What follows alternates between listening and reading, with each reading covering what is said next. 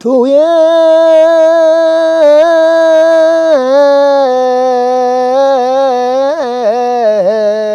يدسو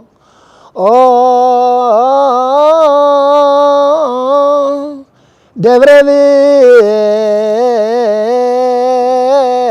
برهان هايو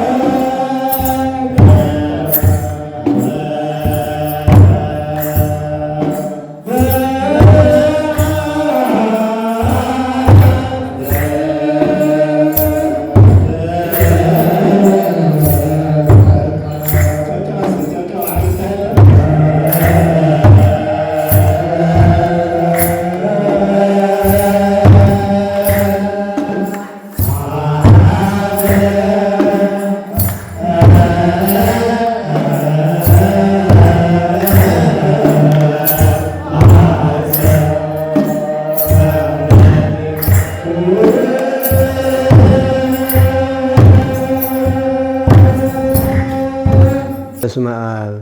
ወወልድ ወመንፈስ ቅዱስ አሐዱ አምላክ አሜን። ቤተ ክርስቲያን ኣብዚ ዳያስፖራ ዝበሃል ዓለም ኣብ ናይ ስደት ዓለም ኣብ ናይ ሰሜን ኣሜሪካ ብፍላይ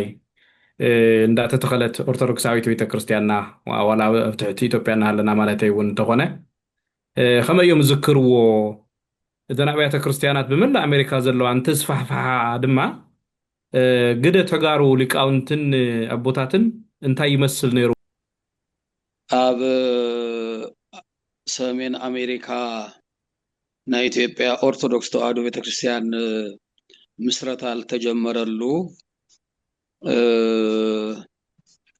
ቅድሚ 50 ዓመት እንዲያውም 60 ዓመት ኣብ ኒውዮርክ እዩ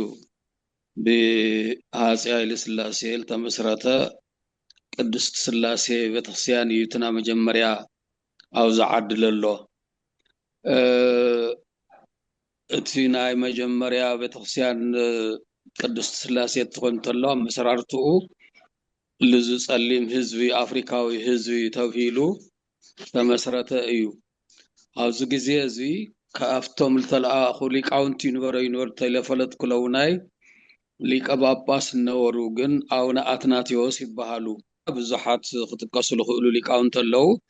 ብሊቃነ ጳጳሳት ደረጃ ያው ኣቡነ ኣትናቴዎስ ኢለለኹተና መጀመርያ ካብኡ ኣቡነ ይስሐቅ ኣለዉ። ብፁዕ ቅዱስ ኣቡነ ጳውሎስ ካብ ብሊቀ ጵጵስና መሰረት ብፁዕ ኣቡነ ጳውሎስ እናተባሃሉ ለገልገሉ ዝሃብዎ ኣገልግሎት እኒኦ ምናልባት ካፍቶም ሊቃውንቲ ሓደ ክኾኑ ዝኽእሉ ዶክተር ሙሴ እዮም። ዝፍለጥ ኣብ ሰሜን ኣሜሪካ መርጋ መብዛሕትአን ዝበሃላ ቤተክርስቲያናት መስረተን ተጋሩ እዮም። ሊቃውንቲ እውን ተጋሩ እዮም። በትሽዑ ብዙሕ ኣፈላላይ ኣይነበረን። ውስጥ እንትነበረ ከም ሓደ ዓዲ ከም ዝምልከት ብሓደ ምሕደራ ብዙሕ ኣስተዋፅኦ ብዙሕ ኣብያተ ክርስቲያናት ሊቃውንቲ ቤተክርስቲያንን ምእመናን ብምትሕብባርን ብዙሕ ኣብያተ ክርስቲያናት ክትከሉ ተገይሩ እዩ። ቅድም ክብል እብን ቅድሚ ኢህአደግ ምእታዉ ያው ብፁዕ ቅዱስ ኣቡነ ጳውሎስ እዚኡ ትምህርቲ እንዳሃለዉ ከምሶም ዝነበሩ ውሕዳት ካህናት ወይ መብዛሕትኦም ተጋሩ ከም ምዃኖም ኣብ ዝነገሩና ንርዳእ ኢና እና መብዛሕትአን እንተን ቀዳሞት ዝበሃላ ቤተክርስቲያን ድሓር እውን ብፁዕ ቅዱስ ኣቡነ ማትያስ ዝሃለዉ እውን መስረተን ተጋሩ ኣቦታትና ምእመናን ከም ምዃኑ እዩ ዝፈልጥ። እንታይ ዓይነት ፈተናታት ከይገጥሙ ነይሮም? እንተምንታይሲ ከዚ ዝበዓል ዘብዕልዎ ዘለዉ ኮሎምቦስ ኦሃዮ ብዙሕ ፈተና ሓሊፍካና ኢኻ ናብዚ ብርኪ እዚ እውን ኣብፂሕካና ኢኻ እሞ ተመስገን እግዚኣብሔር ንምባል እውን ምስቲ ምዃኑ ሲ ፈተና ንሊቃውንቲ ትግራይ ኣብ ቤተ ክርስቲያን ብፍላይ ድማ ኣብ ትሕትና ኢትዮጵያ ምምሕዳር ሓድሽ ነገር ድዩ ወይስ ዝጸንሐ እዩ? እንዲያውም ኢህአዴግ ዝኣተወ ዳርጋ ብሙሉአን እተን ኣብያተ ክርስቲያናት ኣምሓርኛ ተዛረብቲ ብናይ ኢትዮጵያ ሲኖዶሳዊ ንምርሓን ብዝብል ብድሕሪኡ ውሑዳት ተጋሩን ውሑዳት ከዓ ካልኦት ኢትዮጵያውያንን ሲኖዶስና ንምራሕ ብዝብል መብዛሕትኡ እተን ኣብ ዓብይ ደረጃ ዘለዋ ሕዚ ብተጋሩ ተመስረታ እየን። ስለዚ ናይ ተጋሩ ኣቦታት ኣብ ሰሜን ኣሜሪካ መሰረት ዘውደቑ ንኩሉ እዞም ናይ ኢትዮጵያ ቤተክርስትያን ኣብ ዓብይ ደረጃ በፂሖም ዘለዉ እውን ናይ ተጋሩ ኣቦታትን ምእመናንን ዓብይ እጃም ዘለዎ ይኽእል ይፈቱ። እቲ ፈተና ኣብ ሊቃውንቲ ይኹን ኣብ ካህን ኩሉ ኣብ ምእመናን ተይተረፈ ዝበፅሐ ጎሊሁ ልመፀ እዛ ቤተክርስትያን ምፍልላይ ብልጀመረት እዩ። ኣብ ወፃኢ ለሎ ሲኖዶስ ልብል ኣካል ይፈጥሮ ብነበረ ግርግር ብዙሓት ሊቃውንቲ ተጋሩ ተገፊዖም እዮም፣ መከራሪኦም እዮም። لممرافت مريم تدلال مسلو عبيت لك أو أنت بوتاتنا خالت لبناي لك أو أنت تقفي عميم اللي ولا أكبر حنث دانيال إتن ببصوا قدوس أون باولوس وين ببصوا أون باولوس التتخلى أبيات كريستيانات مفزح تسمين أمريكا توسيدانيين بتوم أبوس لنا سينودوسنا لولو أكلات توسيدانيين سبقا أغلقلوت النابناز بنص عيني مجمّر غزي أبز بوتازي خام حدا كاهنن مرقيتار كوينو ترقبه دكتور موسيئيو نسيئيو تابت خساني مرحانيرو يبيعت الغل نيرا هزي سبقا أغلقلوت ناقبرنا هلنا وانا ناي بيتا غسيان فتنا خوين زمسي after one نسب 1993 حاجة قدمي لما مثلنا أو نمات باولوس مس بزحان اللي كانوا مباسات أخذت له ونبز عدي كمسو السينما أو نكتب بوت دكتور مسيح كونتاكت غير ممالثيو النات لغير نسو أنا بزح نايت حزبي ناي بوليتيكا وعوعة تنبرة تغسير كل ده خمو بزح شغل ذا مصب خانم سيتردد من نيرنا لكتبت كنت تردي وين تنقر نان بحرنا بالراي مع عبيار مخوني بزح مسراق لفترة لنا يومون بتعقستي نتصبيلو بتعقستي ساري حنافت خبز وهذه باقبابي يا بتنقر تسمع مالتي حزن أيت وتخسان سبقا قوي تقميته أنا قلنا يتسبقا قوي أبا نير خمن قطامي لكتبت تنقر حبي النايو سلازي أو نب أولس نابز عدد تمسيهم نابت بتخسيان آتيهم قلقالت هو أي خولن زبل والثاني مسيحة المعنى هذا أنا أسرز نبركونا زي ما خونا يخيلن بصاونا قدساونا بأولس ما إثيوبيا كان مرحبا مقارنة ما بتخسيان كأت ويحو اللي قام خلقان تقلال له قاب بهلنا كاوتو فتنا كاو كسيانا يقول لي زوز لازقوانا زي خونا يغبان نغرقن يا غير لكم يا تقربوا تدخلوا تقوم زلكم كله بصعب تقوم تقربوا تدخلوا زي كان قليل خير بتخسيان غن خلقاله يغبان بزبل أنا بخلق قراتنا أما جرشا ياو فات ويحو ننزل وسيلاتهم تبتخسيان تبزع الصوصيرام يعني هذه اللي قاعدة بتمسي بالهيو فبزول كماتو ناب مسلاي راشا بتخسيان بقلة تناغيرو يتزمز الأولى تسنبت أفترايس راشا بيت كريستيان قلقال تخفصمو أفكير صريح مالتي نحن هذا بحال وقن تبدأ صار مع صاحب فريدان تبتغير حواتات غيرنا يوم قالي أم باقور خلا عرسل زخيل إن هذا مونا يسوي دبقي يفسس أو قالي فرحت خيرات بالله نتوم بناينا سبعتون أين غيرنا يوم سئلنا مس لقطة تماخرنا أم باري كنت بحيلو نابتنا إلى الشعب بيت كريستيان كيدوم أغير خصوص متغير مالتي قيس مسيح الله مسحتكم يقدس نزبل أغير نزبل صحف الله مساته كل لي تسوي مسيلهم بناي بعتهم لما هيئاتنا تغار زبل وسيراتهم معنا كلنا آتينا بستقسيان غير مستجمرنا عند اللي وصلنا إلى وسيلة خيرنا مالتي هاو يجمروا تبع تقسيان ياو أو كل تخفيل إحنا أنا قالي قدست مريم زبل ناي تغار كفت قيلنا يتبوت هارس دمو تم زكاريو سبعة وسي أمم تقسيان ورا من توسنا جزين ثاني حبيو من أي سألي تمرز كان قاقيمهم لازم إحنا هذا قاعد تلنا جن تزنا بر عبد العتقال بس إحنا بر قفعي عبد علي بسؤال أبوات ناس بس إحنا بر قفعي عبد علي لك أو تناز وردت حاسبنا قابلهم يجمروا بمحارين زبهال قداسي يكون تمرتي يكون قين قبر لنا تردادينا يدخل قاوينا بتغرينا أنا جميل قداسي يكون تمرتي يكون كله ما جمر يا غزي أوات لانتا بتقيمتي 1993 بتقسينا قاوينا بتغرينا كل زلنا سرعة صلوت أو نزل سماع صلوت هاي ما نزل مسافة بوم نبتغرينا غيرنا بزع عين زين الخير نيرنا إنها بزح بس قصلنا سخول ليس خالص على اللي كتب موسى كتبوا هنسو دكتور موسى مستم نعيز خباب زنور وابيات قسيانات صبور خبز لزنورو بتوع هنسو ناي بريز باتري ابي قسيان وتاي وبنا او ينقر قرات جنب رامانتي حساب بعتنا غزه برخي حساب الدقائق حساب النبت بصوت بصاونه ما تياسون بعلم زقاقم وناي متاني على بيت قسيان متناغتي بقوم قسيان كنت فرقيلو حزت انا متاني على مني تخالي متاني على كل يلو እና ብልዕሊ ብፁዕ ኣባታችን ኩለይ ክንደይ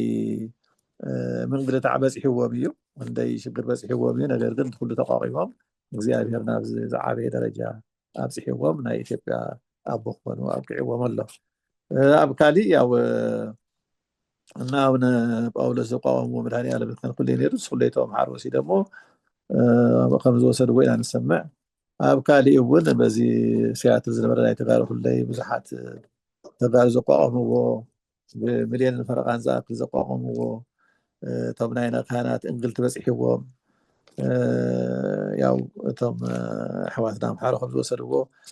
ያው እንግዲህ በትንግርቲ ላይ አንሰማው አንሱ እና አነ ብዙ ጊዜ ካብዝ ቦታ ስለዚህ ተንቀሳቀስኩ ብዙ ስቴታት ዝነበሩ አብያተ ክርስቲያናት ከም እንግልት በጻሕቱ በሰባት አለው ይም ተዋና ነገሩ ተምሳሌ ተብዝ ሆነ ግን አው ኩሉ ዘለይ ተው ኩሉ ዝኸውን ነገር አባና ዝበጽሐይ አባና ጸርፍ በጽሕና ዶክተር ሙሴ ሁሌ ክንደይ ወቀሳን ወርደትን በጽሕዎ ነገር ግን እሱ እግዚአብሔር ደግሞ ነው ጽንቦ ይቀይርዎ ስለዚህ ካብዚ ክንማር ዝግባና ንሕና ንመዓልትና ንኸውን ብቻ ከይኮነ ስለኻሊ ሁሌ ንተርፍ ምዃንና ይገርድ አውዚ መጽና ብትከን ነቋቁም አውዚ መጽናት ብትነቋቁም አውዚ መጽና ኮሚኒቲ ነቋቁም ነገር ግን ተምካለ ብድሓሪ መጽሞ ይወስዱ ብዙሓት ስለዝነበሮም አፍ ስለዘለዎም ንሕና ደሞ ብዙሕ ስለ ተሓባበር ብሓቂ ኣብቲ ናይ መንፈሳዊ ህይወት ተጋሩ ብዙሕ ዓቅሚ የብሎም እዚ ደሞ ዓብይ ስንፍና እዩ ነቲ ኮሚቴ ኩሉ ዘስርፎ ዘሎ ንስኢና ንወደፊት ከምኡ ከይንኸውን ጀሚርና ፈፀም ትምር ጀሚርና ንኻሊእ ነርክብ ሰባት ከይንኸውን እዩ ከተሓሳስብ ዝፈቱ ናይ ደብረ ብርሃን ቅዱስ ስላሴ ኣገልግሎት ከመይ እዮም ዝዝክርዎ ብፍላይ ዝተዓዘብዎም ኣብነታዊ ክኾኑ ዝኽእሉ ፍጻመታት እንተሃልዮም ምስ ኣከባብራ በዓላት ምስ ተሓሕዛ ምእመናን ከምኡ እውን ምስ ዕቀባ ሃይማኖትን ኣቀራርፃ ትውልድን ዝዝክርዎ ዝተመልከትዎ ዘመስግ ዝፈትውዎ ካልኦት ኣድባራትን ካህናትን እውን ከም ተመክሮ ክወስድዎ ይግባእ ዝብልዎ ነገር ደብረ ብርሃን ቅዱስ ስላሴ ኮለምበስ ወሃዮ ከም መደበኛ ዘይምዃነ እዩ እምበር በዓል በብዘኽብርዎ ይኸይድ እየ እዚ እንታይ እዩ ትዕይ ዘለኽዎ ደብሪ መካነ ህይወት መድኃኔ ዓለም እና ደብረ ብርሃን ቅዱስ ስላሴ ቅድም ኢሉም ብፁዕ ቅዱስ አቡነ ማትያስ ኣብ ዝዓዲ እንዳሃለው እዞም ኣብዚ ዘለው ምእመናን ምሳይ ዘለው ምእመናን ኣብ መካነ ህይወት ዘለው ኣብ ቅዱስ ስላሴ ዘለው ምእመናን ብባስ ከይቀረየ በዓል ከኽብሩ ተለው መድኃኔ ዓለም ክኽበር ንሳቶም ብባስ ይመፁ ስላሴ ክኽበር ደሞ ካብዚ ብባስ ይኸዱ ከምዚ እንዳበለ እዩቱ ታሪኩ ጸኒሑ ማለት ይከአል እንደገና ዶክተር ሙሴ ድማን ምስ ብፁዕ ቅዱስ አቡነ ማትያስ ኣብ መካነ ህይወት መድኃኔ ዓለም እውን ብዙሕ ዓመት እንዳተመላለሱ ዘገልግሉ ዝነበሩ ጸንሖቦ እዮም እና ደብረ ብርሃን ቅድስት ስላሴ ክኸር ተለኹ በዓል ክኽበር ተሎ ብጣዕሚ እቲ በዓል ዝሰመረ ዝደመቐ ዝጸበቐ በዓል እዩ ዝኽበር ከመይ በቲ ካልኣት ኣብያተ ክርስቲያናት ክንሪኦ ተለና ካልኣት ኣብያተ ክርስቲያናት ካልኣት ኣብያተ ክርስቲያናት በብኣከባቢው ዘለው ናይ ኣገልገልቲ መውሓድም ኣሎ ናይ ኣገልገልቲ ምንኣስም ኣሎ ሓደ ካህን ዘለዎ ደብረ ኣሎ ሓደ ካህን ሓደ ዲያቆን ደብረ ብርሃን ቅድስት ስላሴ ኮሎምበስ ወሃዮ ግን ካህናትም ሙሉኣት ዝኾኑ ካህናት ኣለው ደሞ ካብቶም ካህናትም ብኩሉ በመንፈሳዊነት በዘመናዊነት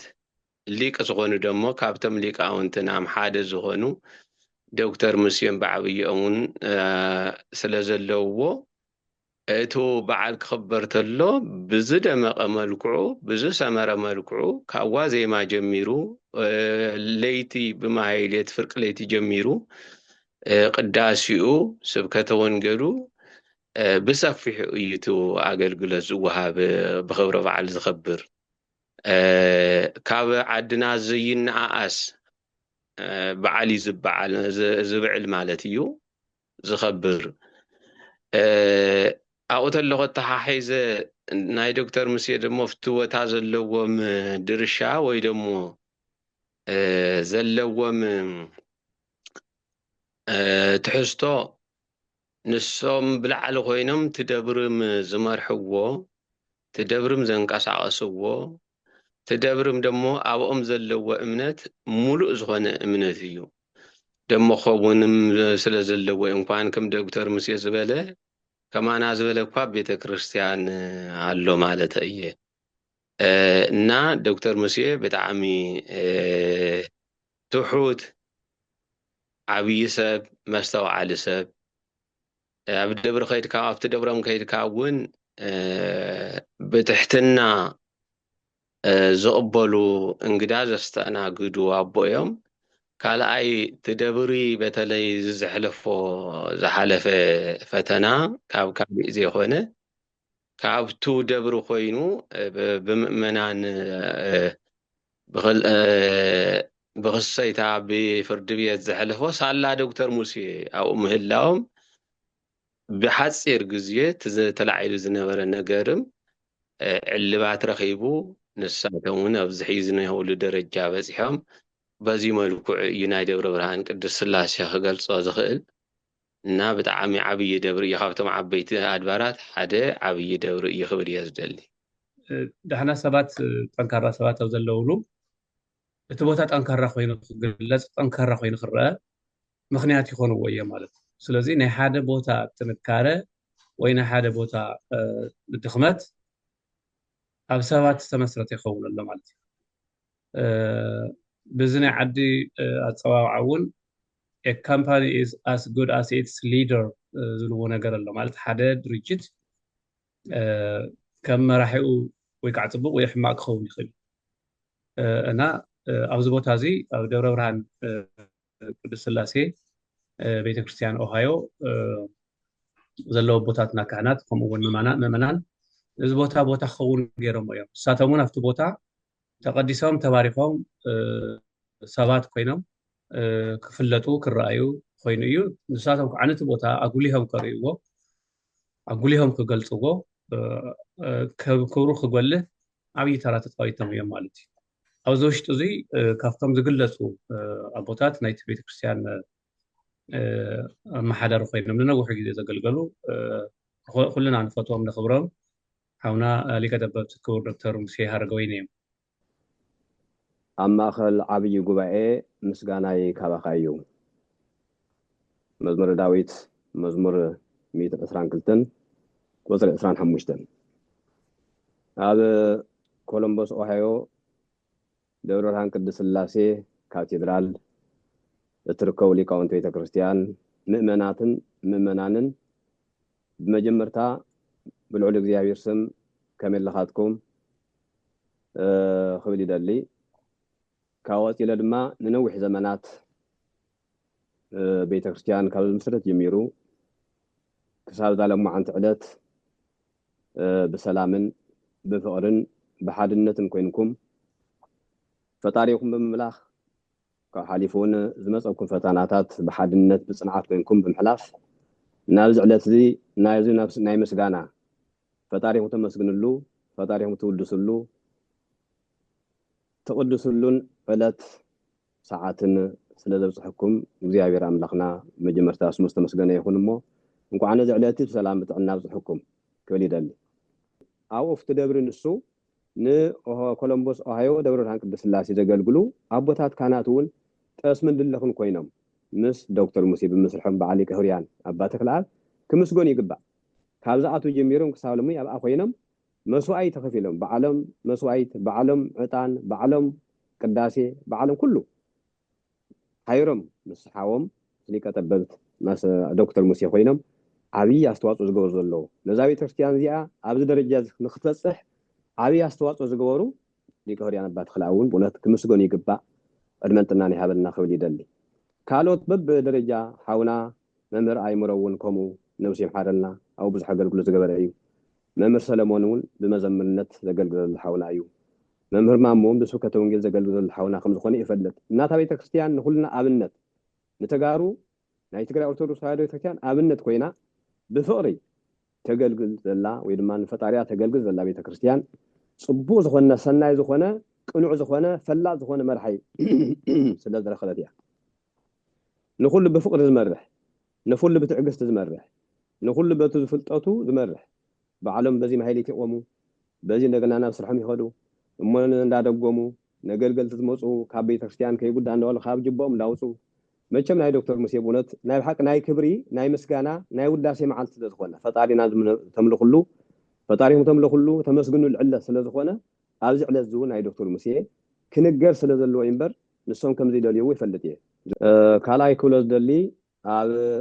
ደብረ ብርሃን ቅድስት ሥላሴ ኮሎምቦስ ኦሃዮ ዘለኹም ናይ ትግራይ ኦርቶዶክስ ተዋህዶ ቤተ ክርስቲያን ምእመናን ኩልኹም እዚ ክብል ከለኹን ዶክተር ሙሴ ሊቃውንቲ ቤተ ክርስቲያን በዓል ሊቀ ኅሩያን ኣባ ተክለኣብ በዓል መምህር ሰለሞን በዓል መምህር ማሞ ካልኦትን ብጣዕሚ ይቅርታ ረሲዕ ከይኮን ካብ ውሉደ ክህነት ኣብኡ ዘለኹም ጥራሕ ዘይኮነ ንስኻትኩም ምእመናን ናይ መራሒኹም ናይ ኖላዊኹም ናይ ሓላዊኹም ናይ ሓለውትኹም ቃል ሰሚዕኹም ስለ ዝተረኸብኩም ከም ናይ ሓለውትኹም ቃል ስለ ዝተጓዓዝኩም ኢኹም ንሳቶምን ብከምዚ ደረጃ ዕውት ዝኾነ ፍጹም ዝኾነ ኣገልግሎት ክኾኑ ዝኽኣለሎም ናታትኩም ኣስተዋፅኦ ናይ ምእመናን ኣስተዋፅኦ እዩ ምእመናን መንፈሳውያን ኮይንኩም ስለ ዝተረኸብኩም ኢኹም ፈሪሃ እግዚኣብሔር ዘለኩም ብናይ መራሕትኹም ቃል ተመሪሕኩም ትኸዱ ስለ ዝኾንኩም ኢኹም እምበር ከምቶም ሓደ ሓደ ኣባጊዕ ሓደ ሓደ ፖለቲካ ጣልቃ እንዳኣተወ ሓደ ሓደ ሽግር ዝፍጠር ንሰምዖ ከምኡ ኮይንኩም ተትኾኑ ምናልባት እውን እቲ ሕጂ ንሪኦ ዘለና ሰላም እቲ ሕጂ ንምስክሮ ዘለና ፍቕሪ ሓድነት ሃይማኖት ፍጹም ዝኾነ ናብ እግዚኣብሔር ኣምላኽ ዝኣርግ መስዋዕቲ ኣገልግሎት ዝተረኸበ ናታትኩም ናይ ኣቦታትኩም ትእዛዝን ናይ ኣቦታትኩም መምርሕን ተቐቢልኩም ኣኽቢርኩም ስለ ትኸዱ ኢኹም እሞ ናይ ብሓቂ ምስጋና ይግባአኩም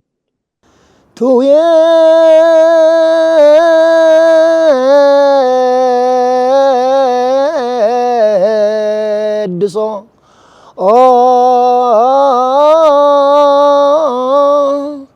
ደብረ ብርሃን ሃዮ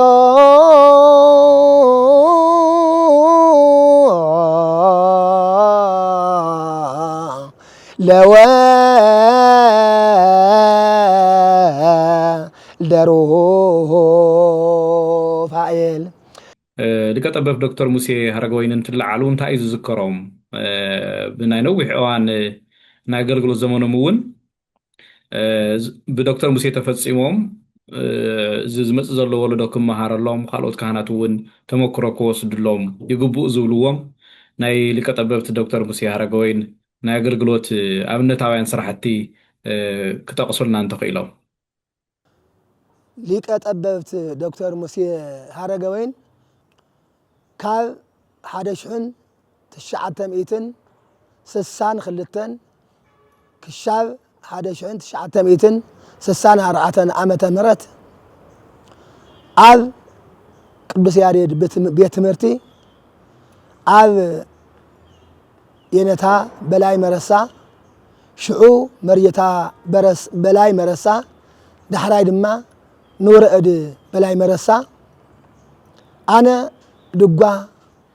መሃር ነይረ። ሊቀ ጠበብቲ ዶክተር ሙሴ ሃረገወይን ድማ ጸመድጓ ምዕራፍ ጸመድጓ ኣብ የንታ በላይ ወይ መርየታ በላይ ወይ ድማ ንውረአድ በላይ መረሳ ይመሃር ነይሩ። ዳሕራይ ብጣዕሚ ንፉዕ ነይሩ፣ ጥቡዕ ተምሃራይ ነይሩ። ዳሕራይ ኣነ 64 ዓመተ ምህረት ኣብ ወርሒ ሰነ ናብ ጎንደር ናብ ደቡብ ጎንደር ላዕላይ ጋይንት ቅድስት ቤተልሔም ድጓ ንምስካር ምስ ኸድኹ ሊቀ ጠበብቲ ዶክተር ሙሴ ሃረገወይን ኣብኡ ምስ የነታ በላይ ምስ መርየታ በላይ ይበሃል ነይሮም ሽዑ ዳሕራይ ድማ ንውረአድ በላይ ምስኦም ብዝግባእ እቲ ጸመድጓ ምዕራፍ ጸመድጓ ዳሕራይ እውን ናብ ድጓ ኣትዩ እናተምሃረ እየ ገዲፈዮ ናብ ቤተልሔም ዝኸድኹ ማለት እዩ። ኣብኡ ግን በእውነት ኣብ ርእሰ ኣድባራት ወገዳማት ኣክሱም ጽዮን ምስቶም ኣብ ላዕሊ ጠቐሰሞም መሓዝቱ ንፉዕ ተምሃራይ ጎበዝ ተምሃራይ ጎበዝ መገልገላይ ብናይ ኣክሱም ማሕበር ዝፍቶ ሓውና ነይሩ። ዳሕራይ ግን ኣነ ናብ ቤተልሔም ድጓ ከመስክር ምስ ኸድኹ ሊቀ ጠበብቲ ዶክተር ሙሴ ሃረገወይን ያሬድ መሓዙ እቶም ዓይነ ስውር ያሬድ ሓው ሒዙ ካብ ርእሰ ገዳማት ኣድባራት ኣክሱም ጽዮን ናብ ጎንደር ኸይዱ ናብ ጎንደር ኣትዩ ኣብኡ ምስ የነታ ሃረገወይን ዝበሃሉ ናይ ላዕላይ ቤተ ኣቋቋም ምስክር ኣብኦም ክልቲኦም ብሓደ ያሬድን ሙሴን ኣብኦም ኣትዮም ማለት እዩ። ኣብኦም ምስ ኣተው ኣብ ጎንደር ከተማ ዝግባእ ቅኔ ብዝግባእ ተማሂሮም ዝማሬ መዋስእቲ እውን ብዝግባእ ተማሂሩ ዳሕራይ ድማ እቲ ላዕላይ ቤት እቲ ታሕታይ ቤት ዝበሃል ኣብ ደብረ ኃይል ወደብረ ጥበብ በኣታ ለማርያም ኣብ መጋቢ ኣይላፍ ሄኖክ ወልደ ሚካኤል እዮም እሶም ነይሮም ማለት እዩ። እቶም ላዕለዋይ ቤት ደሞ የንታ ሃረገወይን እዮም ነይሮም። ኣብኦም ደሞ ኣብ እየ እግዚእ ነይሩ። ኣብኦም ብዝግባእ ናይ ታሕታይ ቤትን ናይ ላዕላይ ቤትን እቲ ኣቋቋም ብዝግባእ ተማሂሩ ምስኦም በቃ ሃም ውልዶም ገይሮም የንታ ሃረገወይን ሃም ውልዶም ኸዘኮ ኣቦኡ ካልእ እዮም ሙሴ ኣቦኡ ናይ ስጋ ኣቦኡ ካልእ እዮም። ነገር ግን መንፈሳዊ ኣቦኡ ልቁም ነገር ዘዕበይዎ ለብፅሕዎ ለዕበይዎ ብቁም ነገር ዝሃነፅዎ የንታ ሃረገወይን ስለነበሩ እቲ ናይ ኣቦኡ ናይ ስጋ ኣቦኡ ገሪፉ ብናይ መንፈሳዊ ኣቦኡ ብየንታ ሃረገወይን እዩ ዝፅዋዕ ማለት እዩ። ኣብኡ ዝግባእ ትምህርቲ ዝተምሃረ ምስ ወድአ ኩሉ ዝማሬ መዋስቱ ኣቋቋሙ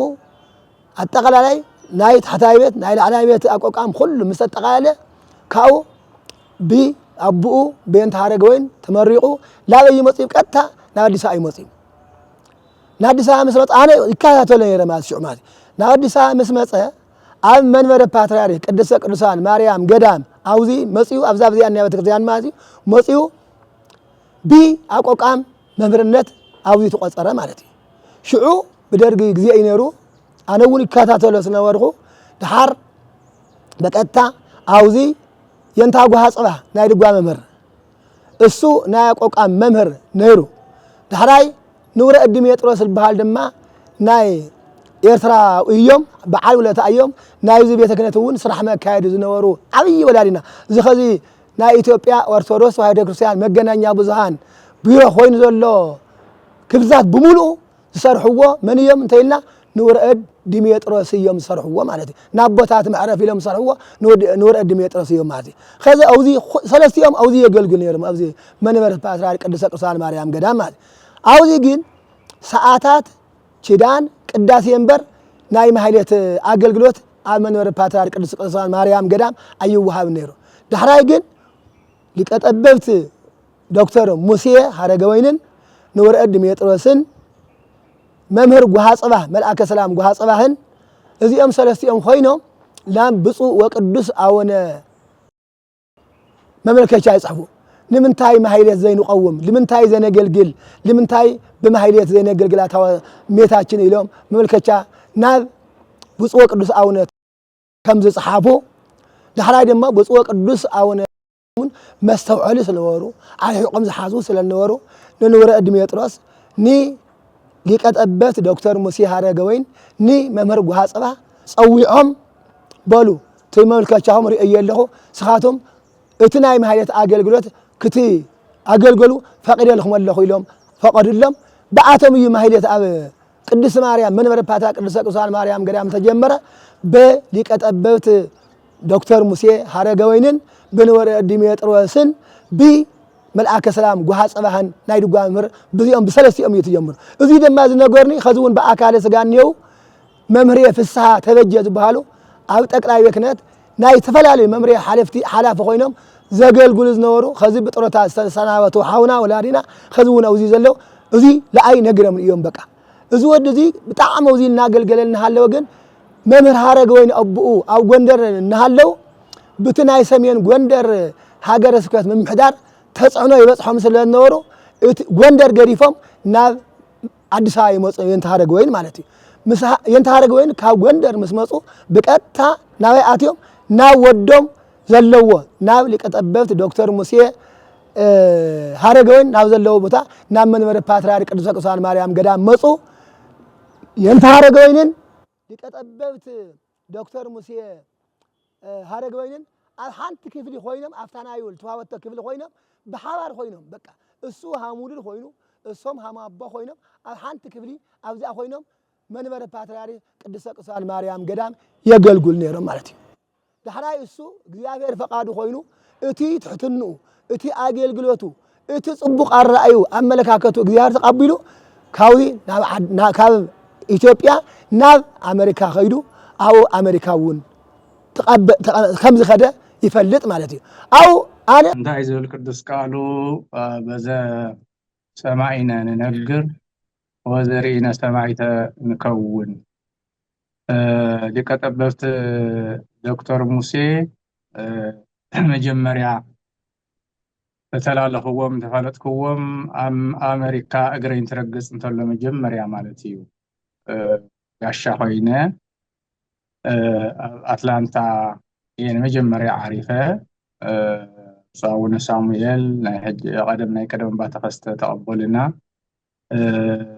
دكتور موسى زقامو بيت كريستيان او صنح مالتيو خاويت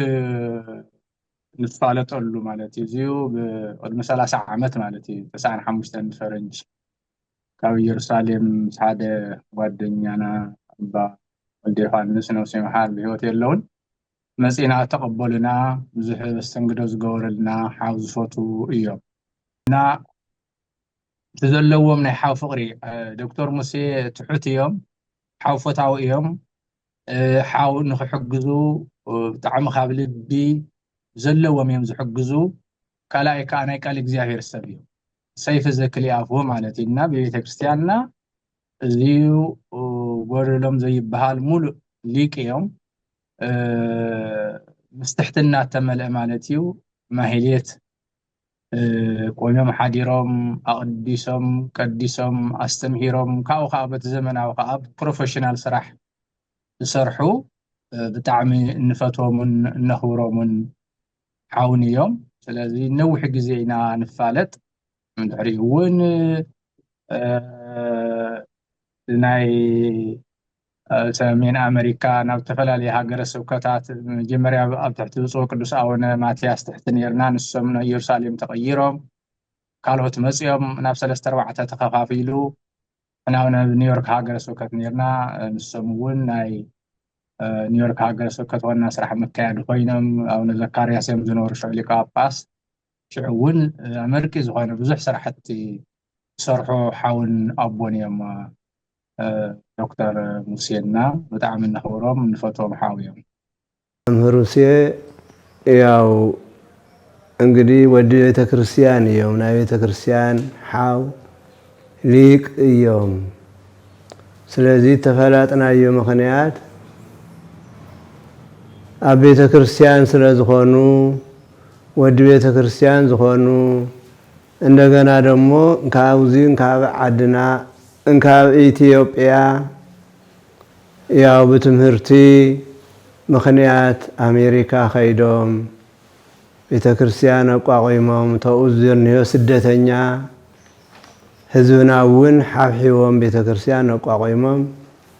እንደገና ደግሞ አውዚ ህዝብና ዓድና ብዙሕ ሽግር ሓሊፉ አፍቱ ሽግር ጊዜ ንህዝብናን ንዓድናን ብዙሕ ርዳታ ዝሃቡ ዝለገሱ ሓው ስለ ዝኾኑ ብዙ ምክንያት ኢና እንፋለጦ ወዲ ቤተ ክርስቲያን እዮም ተምሃሩ እዮም እና ስለዚህ መምህር ሙሴ ያው በእውነቱ ከመይ ዝመሰሉ ሓው መንፈሳዊ ህይወት ዘለዎም እዩ ዋና ነገር እንደገና ደግሞ በእውነቱ ተተበተነ ህዝቢ ቤተ ክርስቲያን አቋቁምካ አሜሪካ ከባድ እዩ አተሓባቢሮም ቅድስት ስላሴ ቤተ ክርስቲያን ተኺሎም ይኸው ህዝቦም ሓብሒቦም በምስትምሃር በመገልጋል እዮም ዝግነዩ እና እንደገና ደግሞ ህዝቦምን በዓለምን ተሓባቢሮ ንዓዶም ንህዝቦም ኣብቲ ሽግር ጊዜ ዝበፅሕልና ሓው ስለ ዝኾኑ ብጣዕሚ ኢና ንፈትዎም እናኽብሮም ብዙ ምክንያት ኢና መምህር ሙሴ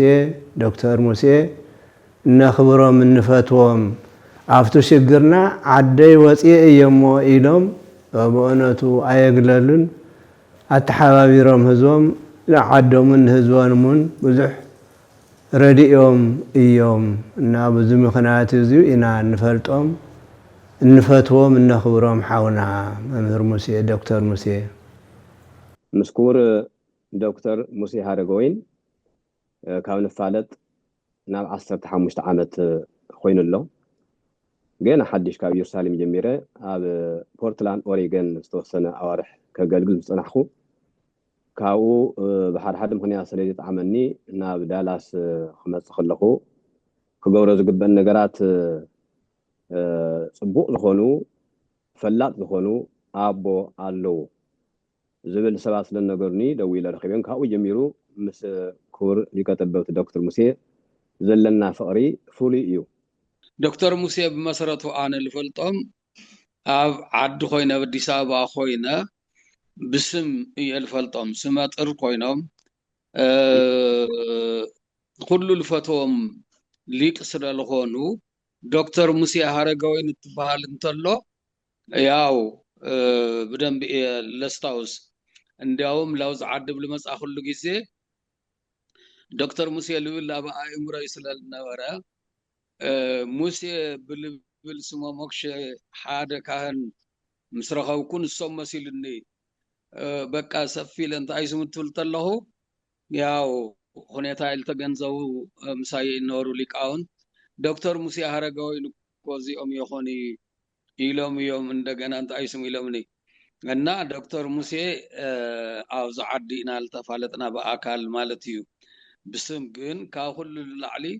ያስታውሶም ይፈልጦም የ ዝነኦም ሁሉ ይሰምዕ የ ነይራ እና እዛ ቤተክርስቲያን እዚ አኻብ ለገልገል ዋሊቃውን ሓደ ዶክተር ሙሴ እዮም ማለት እዩ ና ዶክተር ሙሴ ግን አውዚ ለሃው አገልግሎት ጥራሕ እንተይ ኮነ ልግለጽ ኣብ ዓዲ ለሃው አገልግሎት ኣብ ዓዲ ለለዎም እምነት ሊቃውን ታምድሓን ለለዎም እምነት ምእመናን ምድሓን ለለዎም እምነት ብጣዕሚ ልዓለ ፍሉይ ስራሕ ከም ዝሰርሑ ያው ይፍለጥ እዩ ብዙሓት ብሊቃውንት ብዙሓት ሊቃውንት አንደበት ልንገር እዩ እንዲያውም كل العلي زوم بقربا جزيل تفلينا عبي بنا ليك نبرة إدبلاي مرسا التناقروا ونقر أب طبابي براح سلالله لسو مستواسي كاليو بتعمل قرم نقر يوم التناقروا دكتور موسى حارق وين أب زي التمهارو ليك سلالخونو ناليك أون تابوتات يوم لقورو ولو تاريخ أو سرح እግዚአብሔር ለይ ርስዖ በተክርስቲያን ለይ ትርስዖ ዓብይ ስራሕ ኢሎም እዮም ለመስገንዎም ዓብይ ነገር ይዝ ከምዚ ልበለ ነገር ከምዚ ልበለ ምስክርነት ካብ ሊቃውንትና ትስማዕ እንተሎ ዓብይ ምስክርነት እዩ እግዚአብሔር ልቅበሎ ምስክርነት እዩ ስለዚ ዶክተር ሙሴ ብፍልጠቶም ብገንዘቦም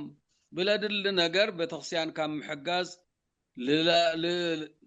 ለቋረጡሉ ጊዜ የለይ ከም አብነት ገርና እንወስዶ አውዚ ለቋቁምናዮ ሚዲያ ጽዮን ሚዲያ በዶክተር ሙሴ ልተቋቋመ ዶክተር ሙሴ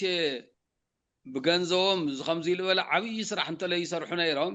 ናይ ጽዮን ሚዲያ መሰረት ክሕዝ የምኽኣለይ ነይሩ እንዲያውም ህልውንኡ ለውናይ አጠራጣሪ ክኾን ይኽእል ነይሩ ልብል እምነት ኣለኒ ዶክተር ሙሴ ግን ናብ ተክርስቲያን ስራሕ እዩ ኢሎም ለቤተክርስቲያን ቅድሚያ ሂቦም ማንም ለገደዶም ተይነበረ ሙሉእ በሙሉእ ወጪ ምሽፋን ወፃኢኡ ብምሽፋን ክኢሎም ኣነ ዝፈልጦም ቅድሚ 13 ዓመት እዩ ዶክተር ሙሴ ካብ መሰረቱ እዚ ታሪክ እዚ ሁሉ ናተይ ተዝኸብሎም ማዓንቲ ደስ መበለኒ ነዚ እውን ረቢ ለምሳዓት ክጥቀም ይሽግር የለን ግን ብጣዕሚ ዓብይ ተኣምር ዓብይ ታሪክ ኣብ ካልኦት ቦታት እውን ዝገለጽካዮ ሁሉ ዝገልጽ ዘሎ ነገር ስለ ዝኾነ ማለት ንዑ ክትገልጽ ግዜ ስለ ዝድሊ ኢኹም ዘልኩ ዶክተር ሙሴ ካብ መጀመርያ ጀሚሩ በቤተ ክርስቲያን ምክንያት ኢና ተራኺብና ኣነ ኣውስትራልያ እየ ነይረ ካብ ኢትዮጵያ ናብ ኣውስትራልያ ተላኢኸ ኸይደ ናይ ኢትዮጵያ ኦርቶዶክስ በረከቶም ይብፅሐና ብፁዕ ቅዱስ ኣቡነ ጳውሎስ እዮም ለይሆምኒ ብድሕሪኡ ትናተም ሕልፈት ተኸቲሉ ዝነበረ ኩነታት እውን ብዙሕ ነገር ከም ዝነበረ ትፈልጡ ኢኹም ኣብ ውጭ ዝነበርና እውን ብዙሕ ነገር ነገሩ ግን በዝኾነ ኮይኑ ብስልኪ እዮም ረኺቦምና ንዓይ ብኣካል ኣይንፋለጥን ኣብኡ እውን ሽግር ነይሩ ሓደ ሽግራት ዝነበረው ምስ ቤተ ክርስቲያን ምስ ምእመናን እንተይኮነስ ኣጠቃላይ እቲ ዝነበረ መዋቅር ሽግራት ነይሮም እዮም ብጣዕሚ ሽግር ነይሩ እዚታት ኣብ ኣሜሪካን ዘለዎ ካህናት ኣሜሪካን ዘለዎ ኣብያተ ክርስቲያናት እንተይኮነ ናይ ዶክተር ሙሴ ኢድ ነውሕ እዩ እዚ ክንፈልጦ ዝግበአና መኹርዒ ሓውና መኹርዒ ኣቦና ናይ ዶክተር ሙሴ ኢድ ኣብ ኣሜሪካ ዝተሓፀረ ጥራሕ ኣይኮነን ኣብ ኢትዮጵያ ነቶም ዝመፁ ጳጳሳት ዝኾኑ ሁሉ ብምኽሪ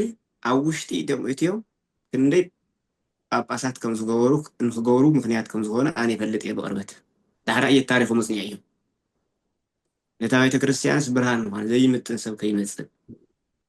በቲ ናይ ቅድሚ ሕጂ ዝነበረ ማለት እየ ሕጂ እውን ሰሚዕና ያለና ኣብኡ እውን ሃለኹ እውን ካህናት ከይንጉዳእ ኣቦታት ቤተ ክርስቲያን ናይ ትግራይ ቤተ ክርስቲያን ካህን ድሕር ሲእና ቤተ ክርስቲያን ዝሮ ንካሊእ ስለ ዝወሃብ ነዊሕ ኢድ ዘለዎ ምዃኑ ዝተረዳእኹ ደው ኢሎም ኣብዚ ቤተ ክርስቲያን እዚ ሕጂ ዘለኽዎ ደብረፅዮን ሽግር ነይርዎም ሓደጋ ነይሮም ኣብ ክታእ ነይሮም መከራ ነይሮም ከም ዓብይ ሽግር ነይርዎም እዩ ስለዚ ንሶም ባዕሎም ታሪክ ንምሕፃር ብግሎም በቲ ቤተ ክርስቲያን በቲ ናይ ደብረ ብርሃን ቤተ ክርስቲያን በቲ ዘለዎ ሕጂ ደብዳቤ ፅሒፎም ናብዚ ዓዲ ክመፅእ ነይሮም እዩ እዚ ማንም ዝፈልጥ ሰብ የለን ኣካል ታሪክ እዚ ክኸውን ስለ ዝግባእ ማለት እዩ ዓብይ ነገር እዩ እዚ እውን ሓደ ንባዕለይ እውን ካልኣይ ነዛ ቤተ ክርስቲያን ሂወት ካብ ኢድ ተጋድኖ ከይትወፅእ ምእመናን ብዘይ ኣግባብ ከይድፍኡ ከይብተኑ ኣብቲ ዘለዎ ቤተ ክርስቲያን እንተይኮነ ኣብ ካሊእ ንዘለዉ ምእመናን እውን ኣብ ሽግር ንኸይወድቁ ክንደይ ዝኣክል ጠንካራ ጀግና እሞ ብጥበብ ከም ትቅድም ሊቀ ህርያን ዝበሉ እሞ ብጥበብ ብምድፍፋእ ኣይኮነን ብጥበብ ኣነ ናብኡ መፅአ ምስ መፃኹ ናብዚ ቤተ ክርስቲያን እዚዩ በዚ ናይ ዝዓዲ ሕጊ መሰረት ሕጊ ተኸቲለ ንሶም ባዕሎም ኩሉ ነገር ናመቻቸዉ ናብዚ መፅአ ማለት እዩ ዝመፃኹሉ ዋና ምስጢሩ እዚ እዩ ኣብዚ ምስ መፃኹ እዚ ቤተ ክርስቲያን እዚ ብኢደይ ምስ ኣተወ ደብዳቤታት ኩሉ ካብ ዓዲ ይኹን ካብ ኩሉ ትዝግባእ ሕጋዊ ነገራት ተማልዩ እቲ ናተይ ወረቐት እውን ባዕሎም ሙሉእ ብሙሉእ እዮም ወዲኦም ማለት ይከኣል ወጪ ካብ ጅብኦም ሕሰብዎ ቤተሰብ ኣለዎም ነመቦና እዚኦም ንብዙሕ ነገር እዮም ዝሕግዙ ካብ ጅብኦም ገንዘብ ናውፅኡ ንኢሚግሬሽን ንጠበቃ እናኸፈሉ ናተይ ወረቐት ነዛ ቤተ ክርስቲያን እዚኣ ክብሉ ነዘው ዘሎ ምእመን ክብሉ ንስሰው ካብ ጉባኤ ኣይዞኹም ዞም ደቀይ ዞም ኣሕዋተይ ኣይዞኹም ሰኣን ቤተ ክርስቲያን ክትብተኖ ይትኽእሉን ኢኹም ደቂ መን ኮይንኩም ክትብተኖ ይትኽእሉን ኢኹም ናበሉ ካብቲ ዝገብርዎ ዝነበሩን ላዕሊ እቲ ሞራል ነቲ ህዝቢ ስንቂ ኮይንዎ ከም ሓደ ሊቀ ጳጳስ ዝሪኦም ዘው ዘሎ ህዝቢ ከም ሓደ ሊቀ ጳጳስ ብጣዕሚ እዩ ዝፈትዎም ሂወት ናይዚ ህዝቢ ስለ ዝኾነ ማለት እዩ ከምኣ ገይሮም እቲ ምእመን ዝደልዮ ኩሉ ነገር ብፕሮሰስ በኩል ኣውዲኦምሉ እቲ ግሪን ካርድ እውን ዘውሃብሉ ንሶም እዮም ሕግን ስርዓትን ተኸቲሎም እዚኡ ንክትፈልጡ ከም ተጋሩ ክንፈልጥ ስለ ዝግብአና ካልኦት ኣቦታት እውን ኣነ ይፈልጥ እየ ባዕሎም ይመስክሩ ኣብ ካልእ ቤተ ክርስቲያን ዘለው ካብ ጅቦኦም ገንዘብ ናውፅኡ 3,000-4,000 ዶላር እንታይ ምፅና ንከፍሎ ንሕና ንሱ ተዘይጌርካ ደሞ ወረቐተይ ይስተኻኸል ነብዚ ዓዲ እናውፅኡ ገንዘብ እናኸፈሉ ናይ ካልኦት ኣቦታት እውን ፕሮሰስ ዘውድኡ ምዃኖም ኣነ ይፈልጥ እየ ብኸምዚ ምክንያት ኣነ ናብዚ ደረጃ ዝበፅሐ ነዚ ዝገበርዎ ደሞ ብቤተሰቦም ስም ብደቆም ስም በቲ ቤተ ክርስቲያን ደብረ ብርሃን ስላሴ ቤተ ክርስቲያን ስም በተምኡ ዘለዎ ሊቃውንቲ ስም በተም ቅድም ተዘርዘሩ ምዝርዛር ስለዘለ ቦና ገሊፆም እዮም ኩሉ ነገር በቲ ምእመናን ኣብቲ ቤተ ክርስቲያን ዘለዎ ስም ከምኡውን ብኩልኩም ስም ኣነ እንታ ክኸፍሎም ቤተ ክርስቲያን እዚዩ ከም ተጋሩ ክግልገሉ እንተለዎ ቦታት ንወደፊቱ ተጋሩ ሊቃውንቲ ክግልገሉሉ እንተለው ምርኣይ ስለ ዝኾነ ትሕልሞም ስለ ዝኾነ ናይዚ ቤተ ክርስቲያን ናቶም ደበስ እንታይ እዩ ነይሩ እንተኢልና እዚ ኩሉ ምስ ዝተኻኸሉ ንትግራይ ንሕግዝ ኣለና ንመንበረ ሰላማ ንሕግዝ ኣለና ኣብዚ ድላይ ዝኾነ ነገራት ንሳተፍ ኣለና እዛ ቤተ ክርስቲያን ኣካል ትግራይና ስለ ዝኾነት ኣካል ህዝብና ስለ ዝኾነት ተቓልሶም ፍረፍርዩ ዓብዪ ዋጋ ገዳማትና ንሕግዝ ኣለና ንወደፊቱ ሊቃውንትና ክነምፅእ ኢና ኣካል ድኻሞም እዩ ናይ ድኻሞም ፍረ እዩ ስለዚ ኣቦና እቲ ታሪክ ዓብዪ ታሪክ እዩ ሂወት እዩ ስኢሉ ቃላት ጥራሕ ኣይኮነን ዝጭበጥ ዝረአ ሂወት እዩ እና እዚ ምስጋና ይግብኦም ረጅም ዕድመ ምስ ሙሉእ ጥዕና እውን ንምነ ኣለዉ ነቶምኡ ዘለዉ ብስሞም በቶምኦም ዘለዉ ደቆም ስም እዮም ዝኩሉ ገይሮሞም ንዓኣቶም እውን ክብሪ ምስጋና ይግብኦም ኣብቲ ቤተ ክርስቲያን ንሳ ባለውለታና እዩ ነዛ ቤተ ክርስቲያን እዚኣ መሪሖም ብርሃን ግርማ ሞገሳ ስለ ዝኾኑ ነዛ ቤተ ክርስቲያን እዚኣ እውን ብርሃን ኮይና እታ ቤተ ክርስቲያን ንሳ ስለዚ ብኦም ስም ንኩሉ እውን ምስጋና ክነቕርብ ንደሊ ሓደ ኣብዛ ቤተ ክርስቲያን እዚኣ ዘለዎም ፅኑዕ ኣቋም ካብ ንእስነቶም ጀሚሩ ዘዋህልልዎ ናይ ኣገልግሎት ፍልጠት ካብኡ ከዓኒ ንዕኡ ነታ ቤተ ክርስቲያን ዝሃብዎ ኣገልግሎትን ኣበርክቶን እንታይ ከም ዝመስል ኩሉ ሻዕ ብቅርበት ስለ ዝከታተሎ ነዛ ቤተ ክርስቲያን ካብቶም ኣለውዋ ዝበሃሉ 4 ዓይና ዝበሃሉ ሊቃውንቲ ሓደ ኮይኖም ዝተረኸቡ ናይ ዘመንና ናይ ቤተ ክርስቲያን ምሁር እዮም ሓደ ካልኣይ ከዓኒ ብመንፈሳዊ ትምህርቲ ጥራሕቲ ኣይኮነ ከዓ ብዘመናዊ ከዓኒ ንኻልኦት ተጋሩ ንኻልኦት ናይ ቤተ ክርስቲያን ኣቦታት ኣብነት ክኾኑ ዝኽእሉ ብትምህርቶም ብዘመናዊ ብመንፈሳዊ ኣብነት ኮይኖም ክጥቀሱ ዝኽእሉ ነቲ እንዳሕረዋይ ወለዶ እውን ይከኣል እዩ መንፈሳዊ ኮይንካ ናይ ቤተ ክርስቲያን ኣገልጋሊ ኮይንካ እንደገና ከዓኒ ኣብዚ ናይ ዓለም ፍልጠት ከዓኒ ተወዳዳሪ ኮይንካ ብቑዕ ኮይንካ ወፂኻ ክትረአ ክትወፅእ ብቕዓት ክተርኢ ይከኣል እዩ ዝብል ናይ ተኽእሎ ኣብነት እዮም ኢለ ዝገልፆም እና በዚ ምክንያት እዚ ብጣዕሚ ኣድናቆት ኣለኒ ካልኣይ ድማ ኣብዚ ዘሕለፍናዮ ናይ 5-6-7 ዓመታት ብፍላይ ካብ 2020 ጀሚሩ ካብ 2020 ጀሚሩ ዝነበረና ኣብ ተጋሩን ኣብ ትግራዋይነትን ዝነበረ ስምዒትን ድሕሪኡ ተፈጠሩ ናይ ኩናት ናይ ጀኖሳይድ ኩናት ተፈጠሩ ፀገማት ኣብኡ ዝነበሮም ተራ ጉልህ እዩ ነይሩና ብኡ መንገዲ እውን ዕሪና ክንረዳዳእን ዕሪና ክንፋለጥን ምክንያት ኮይኑ እዩ ሊቀ ጠበብት ዶክተር ሙሴ ሃረጋወይን ከመይ እዩ ዝርድኦም ከም ሓደ ሓላፍነት ዝስምዖ እሞ ሓላፍነቱ ድማ ከየንጠባጠበ ክዋፃእ ዝፍትን ሓውን ኣቦን በዓል ሞያን ገይረ እየ ዝርድኦም ልቀጠበብ ዶክተር ሙሴ ሃረገወይን ዝተማልአ ናይ ቤተክርስትያን ሞያ ዘለዎም ከምኡ እውን ብኣካዳሚክስ እውን ተማሂሮም ዘይፀግቡ ናይ ዝተፈላለየ ሞያ መፅናዕቲ ዘካየዱ ሰብ ብምዃኖም ኣይ ቲንክ እዚ ኩሉ እዚ ፕሮሰስ እዚ እቲ ኸዚ እንፈልጦ ልቀጠበብ ዶክተር ሙሴ ንክኾኑ ሰሪሑ ዝወደኦም እዩ ዝመስለኒ ኣገልግሎት ከኽብሩ ሊቃውንቲ ከኽብሩ ብዕድመ ካብኦም ዝንእሱ ደቀ መዛሙርቲ እውን ከኽብሩ ናብ ሰናይ ዘበለ ኩሉ ክመርሑ ህዝቦም ከይጉዳእ ጊዜኦም ገንዘቦም ፍልጠቶም ብዘይሰሳዕ ክህቡ ትካላት እውን ክትከላ ምኽሪ ሓሳብ ኣበርክቶ ዝገብሩ ሪሶርስ ዝህቡ ዘማኽሩ ከምኡ እውን ጊዜኦምን ፍልጠቶምን ዘበርክቱ ሰው ኮይኖም እንሪኦም ዘለና ናይቲ ዝሓለፍዎ ጉዕዞ ህይወት ብመንፈሳውን ኣካዳሚያውን ትምህርቲ ዝተሃነፀ ሰብእና ነፀብራቅ እዩ ኮይኑ ዝረኣየኒ ንዓይ ናይ ልቀጠበብ ዶክተር ሙሴ ሃረገወይ ናፍቲ ደብረ ብርሃን ቅድስት ስላሴ ምህላው እቲ ቤተ ክርስቲያን ሰላሙ ሓድነቱ ሓልዩ በዓል ቤትነቱ ሓልዩ እውን በዓል ንብረትነቱ ሓልዩ ንብረቱ ኸቢሩ ክብሮ ኸቢሩ ዘኽእለ እዩ ገይረ ክገልጾ ዝኽእል ምናልባት ከምኦም ዝበለ መራሒ ተዘይነብር ከም ተነብ ካልኦት ኣብያተ ክርስቲያናት ትግራይ ዝበፅሐ ማለት እውን ኣብ ተጋርቦ ዝተፈላለየ ስቴታት ናይ ዩናይትድ ስቴትስ ዘጋጠመ ምንግልታዕ ይኹን ምፍንቓል ከጋጥመሉ ዝኽእል ዕድል ሰፊሐ እዩ ነይሩ ናዮም ምህላው ኣብቲ ቦታ ግን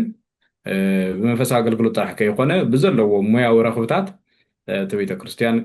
ተብኡ ዘሎ ህዝቢ ክኽበር ተረጋጊዑ ኣገልግሎቱ ረኺቡ ክቕፅል ገይሩ እዩ እሞ ቤተክርስትያን ኣብ ዝለዓለ ብርኪ ክትበፅሕ ካብ ዘለዎም ድሌት ዝተለዓለ ትካላት ከም ፅዮን ሚድያ ክንወስዳ ንኽእል ብቐረባ ናይ ቦርድ ሰብሳቢ ኮይኖም ዝከታተልዋ ዳ ይኹን እምበር ምናልባሽ ልዕለይ ክትዛረቦ ትኽእል ኣብ ዓለም ለኸ ማሕበር ካህናት ዝነበሮም ብፅሒት ብኡ ገይሮም ንመንበረ ሰላማ ዝነበሮም ድጋፍ ክንርኢ ከለና እዚ ናይ ቀረባ ዓመት ኢና ነብቅዕ ዘለና እምበር ድሕረ ባይትኦም ክነፅንዖ ከለና ጀሚሩ ምስቶም ዓበይቲ መራሕቲ ናይ ቤተ ክርስቲያን ብቐረባ ዝኾነ ካብ ብፁዕ ቅዱስ ኣቡነ ጳውሎስ ጀሚረ እኳ ከልዕል ከለኹ ካብኡ ቀፂሉ ዘሎ ርክባት ምስ ናይ ሎሚ ብፁዕ ቅዱስ ኣቡነ ማትያስ እውን ቅድም ካብ ዝበለ ዘመን ጀሚሩ ዝነበሮም ርክብ ኣብቲ ቤተ ክርስቲያን ዝነበሮም ብፅሒት ክትሪኦ ከለኻ ኩሉ ግዜ ትካላት ኣብ ምህናፅ ክሳዕ ላዕሊ ዝበፅሕ ተሰማዕነትን ተደማፅነትን ዘለዎም ድማ ብተግባር ዝገልፁ ንድሕሪት እውን ዘይብሉ ምስቲ ዕውት ናብራ ኣብ ምምራሕ ዝኸድዎ ከይድስ ዕውት ዝኾነ ናይ ቤተ ክርስቲያን ኣገልግሎት ኣብ ምስፋሕ ኣብ ምጥንኻር ግዜኦም ወፊዮም ዝሰርሑ ዝነበሩ እዩ ታሪክ ዘርእየና ናብዚ ናይ ቀረባ ግዜ ክንመፅእ ከለና ድማ ቤተ ክርስቲያን ትግራይ ንህዝባ ካብ መከራ ንክወፅእ ናይተን ምእመናን መከራ ዝምልከቱ ኣቦታት ንክመፁ ኣብ ምግባር እታ ትካል ባዕላ ከም መንፈሳዊ ትካል ቤተክርስትያን ትግራይ ክትህነፅ ዝሰርሕዎ ስራሕ ዓብዪ ነገር ከም ዘሎ ኮይኑ ነዚ ኩሉ ድማ ኣብ ዘመን ሓበሬታ ኢና ዘለና እሞ ነዚ ዝኸውን ሚድያ ከድሊ ምዃኑ ብምርዳእ ምስ ከምኦም ዝመሰልኩም ኣሕዋት ኮይኖም እዛ ፅዮን ሚድያ እዚኣ ካብ ምጥያሽ ትጅምር ኣነ ፅዮን ሚድያ ኣብ ምጥያሽ ጥራሕ ዘይኮነ ቀስ ብቐስ መጀመርያ ኣብያተ ክርስቲያናት ዝተወሰና ድጋፍ ዋላ እንተገበራላ ግን እናፀንሐት ኣብ ማእገር ዶክተር እናተሸከምዋ እያ ከይዳ ሳብ ሕዚ ሙሉእ ንሙሉእ ኣብ ማእገሮም እያ ዘላ ዝወፁ ወፃኢታት ኩሎም ካብ ጅቦም ናውፅኡ ዝሽፍኑላ ሚድያ እያ ኣነ ካብ ዝፈልጦም ደርጋ 1314 ላው እዩ ኣቡነ ዘካርያስ ብፁዕ ኣቡነ ዘካርያስ ዝሃለው ብወሬ ብስልኪ እየ ዝፈልጦም ነይረ መጀመርያ ብሽዑ ግዜ ኣቡነ ዘካርያስ ብፁዕ ኣባላጅ ኣቡነ ዘካርያስ ሃገረ ቤት ምእታው ስለለይኽእሉ ስለዝነበሩ ብቲ ገንዘብ ዝጎደለ ዓብይ ችግር ስለዝነበሮም ንኩላትና ናይ ወረዳ ይኹን ኣጠቃላይ ካህናት ሰብስቦም እዞም ዓብይ ወላዲ እዮም ኣብዚ ከይተርፉ ኣብዚ ከይሞቱ ለዓዶም ከኣቱ ናይ ግዴታ እቲ ገንዘብ ክንካፍሎ ንህና ኢሎም ባዕሎም ንኩሉ ኣሰባሰቦም ካብ ሓና እውን ጀሚሩ ሓደ ሽሕደ እዩ ምናምን ካብቲ ቤተክርስትያን ኩላቱ ካህናት ዝከኣልዎ ገይሮም ካብኡ ስለለይ ምልእቲ ገንዘብ ደሞ 12,000 ዶላር ትዝብለኒ ሽዑ 200 ምናምን ሽሕ ብኢትዮጵያ 12,000 ዶላር ካብ ባዕሎም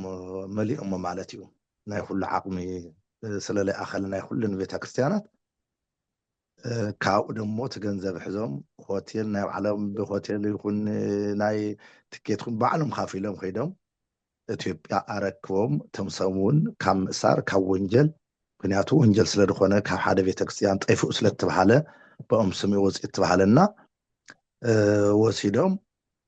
ኣረክቦም እቶም ሰብ ብሕጊ እውን ከይተሓዙ ብቤተክርስትያን ብኩሉ ገይሮም መፅኦም ብጣዕሚ ይግርመኒ ትሕዝ ለሎ በፅሐዮ ኣለኹ ደረጃ ትሪኦ ኣለኹ ከመይ ዝውልቀው እዮም እዚ በእውነት ምስቲ ህፃን ምስ ዓብይ ምስ ተምሃረ ምስ ለይተምሃረ እዚ ንእሰኒ ብእውቀት ይኹን ገለ ይኹን ለይብሉ ለይንዕቁ ካዳምፅካ ተለው ብጣዕሚ ብዝገርም ዓይነት እዮም ደሞ ኩሉ እሺ ብሎም ዝቕበሉ መጨረሻ ንሕለይ ትኾን ኮይና እዚኣ ተትኾን ይብሉ ማንኛው ነገር በቃ ሰክሰስ ይኮን ተሃገር ስኮት ጽቡቕ መይጽ ማለት እዩ ኣብ መጨረሻ ግዜ ደሞ ዶክተር ሙሴ ብቻ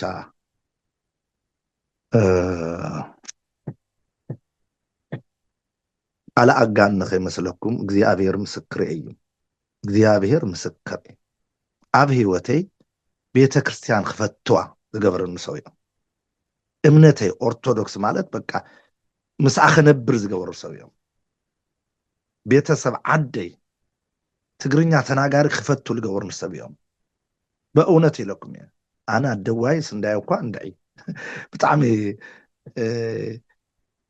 ትዝገበርዎ ነገር ሳዲስ እንዳይ ሓሳይ ተለይኹን በስተቀር ምስ ካልእ ካወዳድረው ብጣዕሚ ይከብደኒ ምንም ዘይገበር ካሉ ሰብ ምንም ዘይባዕል ካሉ ሰብ ካብ ላዕሊ ብዘይ ምንም ጥቕሚ መፅኡ መከራ ስቃይ ካፈልተሎ ብጣዕሚ ንገርመኒ እዞም ቃሎም ለይቅይሩ በማንኛውም መንገድ በማንኛውም ሰዓት ካብ አቋሙ ፈቀቅ ለይብሉ ለእውነት ለሞት እዮም ባይት ለዓለ ማንም ሰው ይፈልጦም እውነት ዶክተር ሙሴ ቤተሰብ ዲኹም ናይ ስጋ ቤተሰብ ዲኹም ዝብለን ሰብ እንዮ ኣነ ዘይፈልጦም ሰብ እዞም ሰብ እዚኦም 2017 በአካል ተራኸብና ቦስተን መፅኦም ዶክተር ሙሴ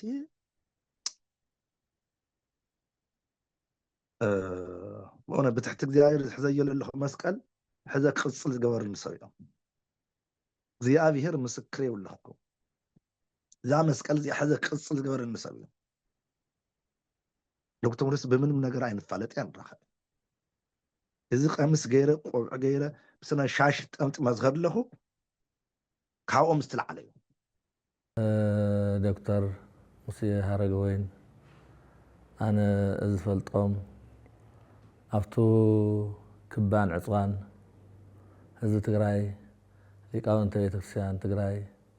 ኣቦታት ትግራይ ብጠቕላላ ኣብ ክባን ዕፅዋን ኣብ ችግርን ሓዘንን ዝነበሩሉ እየ ዝፈልጦም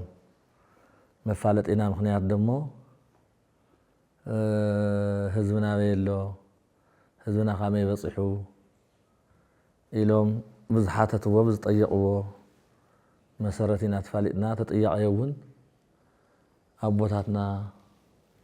ሊቃነ ጳጳሳት ኣብቲ ግዜቲ ምስ ህዝቦም መከራ ይቕበሉ ስለ ዝነበሩ ብኸመይ ኣቦታትና ምሕጋዝ ንኽእል ኢሎም ዘልዕልዎ ነጥቢ ከምኡ እውን ሊቃውንተ ቤተክርስትያን ናይ ቤተክርስትያን ተተካእቲ ደቀ መዛሙርት ከመይ ጌርና ክንሕግዝ ንኽእል ኢሎም ባዕሎም ኣድራሻ ሓቲቶም ጠይቆም ደው ኢሎም ኢና ተራኺብና ካብኡ ተቐቢል ስርክ ተቐቢለ ብፀቦ ኣቡነ ኢሳያስ ምዚ ከምዚ ዝብሉ ናይ ቤተክርስትያን ኣቦኔው ኢሉ ሓቲተ ካብ ቀደም ከም ዝፋለጡ ቤተክርስቲያን ዘገልግሉ ዓብይ ኣቦ ምዃኖም ኣብ ጉባኤ ቤተክርስቲያን ዝዓወዩ ሊቃውንቲ እግሪ ዝዓወዩ ምዃኖም ብፁዕ ኣቦ ደሞ ብዝበለፀ ኣብሪሆም ነጊሮምኒና ብኣካል ብስልኪ ኢና ንፋለጥ ካብ ቀፂሉ ብፁዕ ኣቦ ብሰሓተቱ ምስ ነገሩን እውን ቀፂሉ ካብ ካልእ ሰብ ዝሰምዖ ዝርድእ እውን ዓብይ ናይ ቤተክርስቲያን ኣቦ ምዃኖም ተረዲእ ተገሊፀና ኣብቲ ክባይ ዕፅዋይ ክሕግዙ ህዝቦም ክሕግዙ ሊቃውንቲ ክረድኡ ባዕሎም ኣድራሻ ሓቲቶም ብዝጠየቁን መልክዕና ያው ብስልክ ተፋሊጥና ጠበብት በጣም ከነስሙ ልዩ የሆነ ፍጡር ነው። በእውነት እንደ ምሳሌነት የምንመለከተው የነበረ ልጅ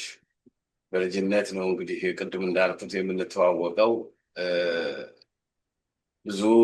ነገሮችን አሳልፈናል። ነገር ግን እኔ የማውቃቸው እንግዲህ ምንድነው አንደኛ ተምሳሌትነቱ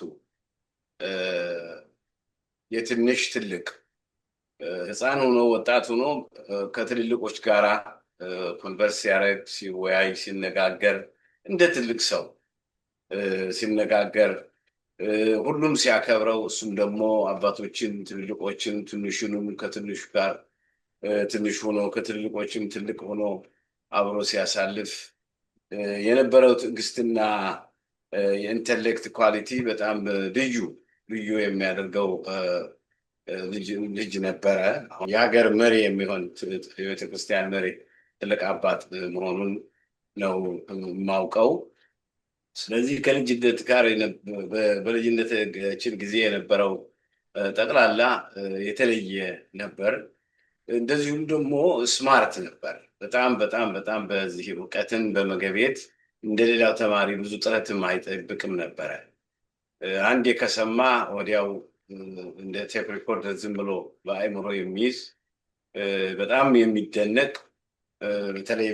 በአክሱም በልጅነቱ ጀምሮ ተማሪ ሆኖ ከነ ክቡር የኔታ በላይ ነው የምትላቸው ንቡረ እድ በላይ እንግዲህ ብዙ ዘመኔ ነው እኔም ከሀገሬ ከወጣሁ ኦልሞስት 50 ዓመት በላይ ሆነዋል እና ከእሳቸው ጋር ሲማር ልዩ ስጦታ እንደነበረው እና እንክብካቤውም አባቶችም ሲያከብሩት ኔታ ገብረ ጊዮርጊስ በጣም ልዩ የሆነ እንክብካቤ የእሱን ማንነት በመረዳት ለወደፊቱ በእውነት ትልቅ ሰው ይሆናል በማለት ልዩ እንክብካቤ ነበረ። ሚኒያፖሊስ ቅዱስ ሚካኤል ቤተክርስቲያን ነው የተዋወቅነው። ከዛን ጊዜ ጀምሮ በክብረ በዓል ይጠሩኛል፣ እመጣለሁ። ከጓደኝነትም ወደ ቤተሰብነት ወደ ወንድምነት በጣም ወደ ቅርብ ወዳጅነት ተሸጋግረን በዚህ መልኩ ከተዋወቅን በኋላ በእውነት በእኔ ህይወት ውስጥ ትልቁን አሻራ አስቀምጠዋል። እንደሚታወቀው በአሜሪካን ሀገር ሰዎች አሜሪካን ከውጭ ሆነው እንደሚያውቁት ሳይሆን ወደዛ ሲገቡ ብዙ ችግር ያጋጥማቸዋል። ራሱ ባህሉ ያለው ነገር የቋንቋው የአኗኗሩ ሁኔታ ሁሉ ስለሚያስቸግር እሳቸው አስቀድመው 3 ነገሮችን እንዳደርግ መከሩኝ። አንደኛ ቋንቋውን ፎሎ መቻል እንዳለብኝ፣ ሁለተኛ ደግሞ ራሴን ችዬ ድራይቭ ማድረግ እንዳለብኝና ድራይቭ ላይሰንስ ቶሎ ማግኘት እንዳለብኝ፣ ሶስተኛ መኖሪያ ፈቃዱንም ብዙ አባቶችና ሊቃውንት ሲንገላቱ ስለሚያውቁ ያንን ነገር እንዳደርግ አደረጉና በሌሎች ላይ ዲፔንድ ሆኜ ነገሩ እንዳይበላሽ ከኪሳቸው ገንዘብ አውጥተው ከሎየር ጋር አገናኝተው ያ ነገር እንዲሰራልኝም አደረጉ። ይህ ትልቅ አሻራ ነው በህይወቴ ውስጥ ያስቀመጡት።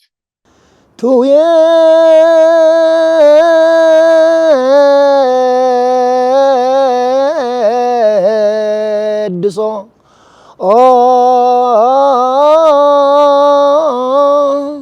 ደብረ ብርሃን ሃዮ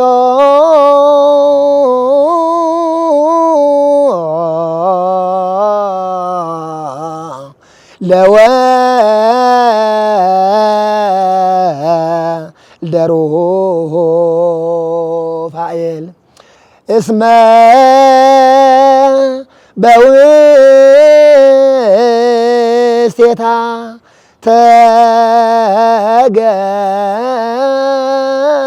ተገብረ እስመ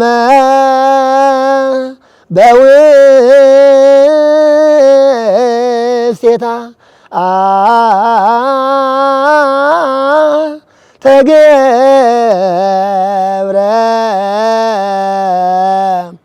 በአለ